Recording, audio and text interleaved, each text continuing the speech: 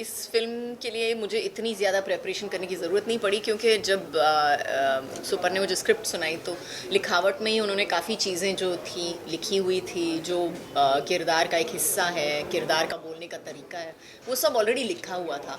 And plus we also had Priyanka Khimani Priyanka Khimani and associates हमारे साथ set पे थी टू कंसल्ट कि हम सब कुछ सही कर रहे हैं नहीं कर रहे हैं, बैठने का तरीका, बोलने का तरीका, वो सब जो क्या पहनना है क्या नहीं पहनना है, what is allowed what isn't allowed. तो I think we are almost correct. हमने बहुत ज़्यादा सिनेमैटिक लिबर्टी नहीं ली है उसमें. एक सेकेंड ना, साइलेंस. हाँ आप पूछो. हाँ थैंक यू बोलो. काजल मैम, आपसे जानना चाहेंगे, ट्रेलर में जिसे हमने देखा काफ़ी सटल तरह का किरदार आपका है. एक फैमिली में एक मदर भी है आप, और एक लॉयर भी है. थप्पड़ के बाद आप बोल सकते हो कि सटल कैरेक्टर है, वो बहुत बड़ी बात है. उसके बाद आप अगर देख सकते हैं तो आपके पति है सामने, और आप लॉयर भी है, तो हैं जिस तरह से बड़ा अलग और डिफरेंट है, इतना आसान नहीं है. तो वो मुझे बताइए किस तरह प्रिपरेशन रहा आपका. ये सवाल आई थिंक नयोनिका का जो किरदार है, नयोनिका सेनगुप्ता, उसका नाम नयोनिका सेनगुप्ता है, और उसके पति का नाम राजीव सेनगुप्ता है, और दोनों का नयोनिका का जो ग्राफ है, जो जो पहले एपिसोड में दिखाते हैं कि कहाँ पे पहुँची है, मतलब उसके पास कुछ नहीं होता है उस वक्त, और वो बहुत ही पब्लिक फिगर भी है.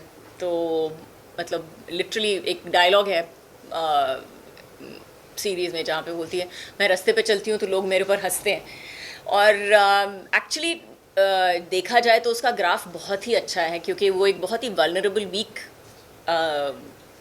स्टेट से कहाँ तक पहुंचती है, उसकी पर्सनल जर्नी दिखाई गई है.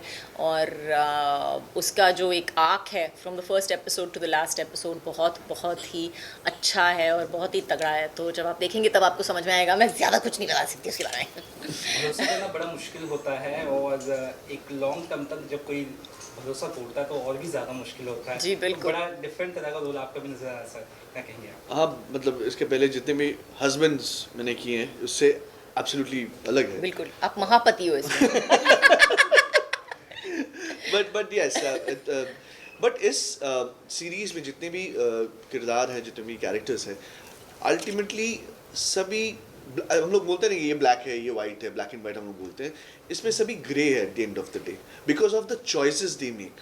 जो एक लाइफ में हम लोग सबको कुछ ना कुछ चूज करना पड़ता है एक मोड़ पे आके. सो यहाँ पे those choices are very very difficult to make also, और हमको करना ही पड़ता है. तो उस हिसाब से इस मतलब सब जो कैरेक्टर्स हैं यहाँ पे आर ग्रे, बट मेरा पहले से ही है, मैं पूरा जो थोड़ा सा काला है, लेकिन मैं ठीक है, हल्का काला है. मैं तो हल्का काले की तरफ हूँ. बाकी ग्रे है, you're little black. बट या ये डिफरेंट है. जितने भी पहले किरदार कर चुका हूँ हिंदी में, उससे अलग ही है. सुप्रान, आपके पास ये शो किस तरह से आया, या तो थीमलाइन आइडिया किस तरह से डेवलप हुआ? सो बानी जी ने मुझे अप्रोच किया, उनके पास राइट्स थे इस शो के, और उन जानना चाहते थे कि would I be interested in adapting it. तो मुझे खुली छूट मिली इस शो को अडेप्ट करने के लिए. और जब हम काजोल के पास गए, जो हमारी पहली चॉइस थी, उन्होंने सुनकर हाँ बोला, एंड वहाँ से शुरुआत हुई. And it's been a dream to always work with her, and finally we found something that interested her as well.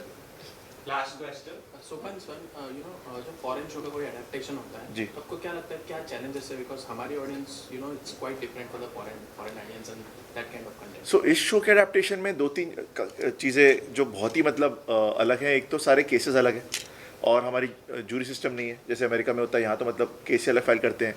तो एक तो एज अ प्रोफेशनल लॉयर जो भी नोनिका करती है शो के अंदर, वो कम्प्लीटली फ्रेश है. दूसरा, एक भारतीय नारी as compare to American woman would react differently. पूरी तरह से अलग है. सो सोसाइटी अलग है, राइट. तो उसके रिएक्शंस एकदम अलग होंगे to a husband, to a children, to a job professional. And society के रिएक्शन उसके प्रति एकदम अलग होंगे. सोसाइटी यहाँ एक औरत को जज करेगी अगर उसके पति ने अफेयर किया, तो ये नहीं पूछेगी पति ने क्या किया, right. So everything change from that. And also हम सीरीज़ बना रहे हैं 8 एपिसोड की. वो उनका पहला टीवी शो था, बिकॉज वो पूरा सीजन 23 एपिसोड का था. तो उसको क्रंच करने में कहानी बहुत डेंस होती है, बहुत रिच होती है, आपके बाकी कैरेक्टर आर्क्स अलग लिखे जाते हैं।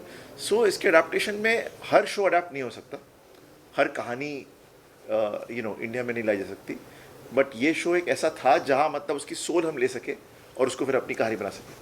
Kajal, That's it. Thank you. Sir, sorry. Thank you so much, thank you so much, thank you. हाँ please 14th of July on Disney plus Hotstar. The trial, Pyaar Kanoon धोखा। Thank you. क्या बेचारा बोला जा रहा था।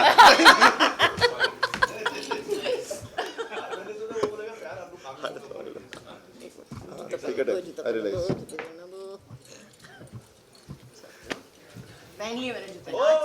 आ जाओ।